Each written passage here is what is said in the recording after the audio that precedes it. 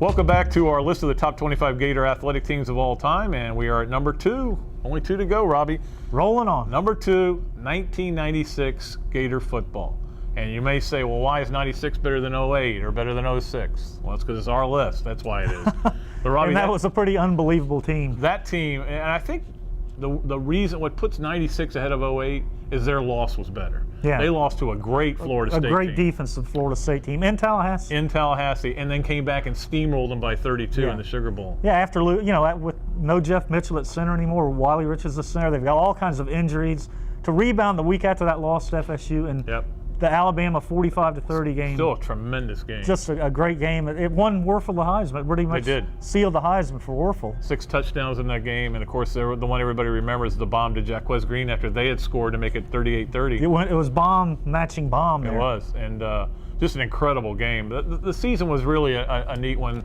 You know, they got on that roll where they beat LSU, Auburn, Georgia by a combined, I can't remember the number. It's ridiculous.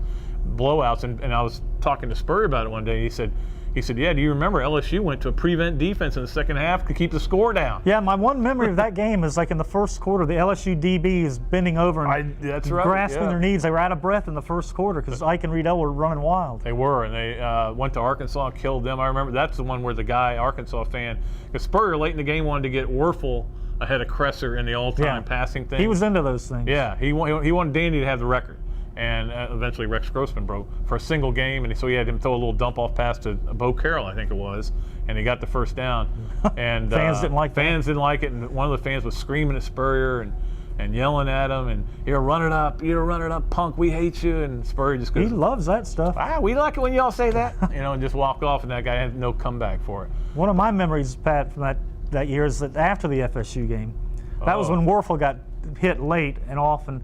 And Spurrier took a couple of writers up to his office and showed tape of it. One of them was from the end zone from behind, and Werfel throws the ball, there's nobody in the frame, and all of a sudden an FSU guy comes in and clobbers, and right in front of the official goes for his flag and doesn't pull it out. And I think Chris Harry kind of chuckled, and Spurrier goes, there's nothing funny about this, man. He was so mad. He had that team so ready to get revenge on that FSU team. I think he was, at one point he was even talking about maybe having a goon squad go out there on the field and take it out, but better heads prevailed. Yeah, but they protected Werfel, and he shredded that FSU Well, they went defense. to the shotgun, and they also had their tackles. Stubborn Spurrier finally relented and went to that. He never, I remember it was Thanksgiving. I want to say it was Thanksgiving before the FSU game, and you had to go somewhere, so I had to go cover practice, and they were practicing on the field, the regular field. It might have been the Friday before, and I was looking through a crack. I know the firm's going to get mad about this, and I could see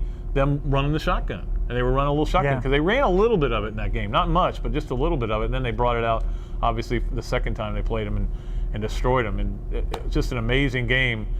The other memory I have of that night, the 52-20 night, was the next morning going in there and interviewing. They had about 7 or 8 players in the hotel, and it was obvious none of them had been to bed. We weren't either. No, we weren't. had never been either because we had to put out a special street edition. We did, and then some of your stories didn't get in. Do you remember that? Yeah, that was classic. Your 50-inch opus never made it. Oh, well. Those things happen. Hey, what are you going to do? That's going to do it for number 2. Guess what's next? I think everybody knows number 1 now, don't you think? Yeah. Well, maybe. See if you've been paying attention. We'll be back with that one. Till then, Robbie Andreu, Pat Dooley saying so long from the Sunshine State.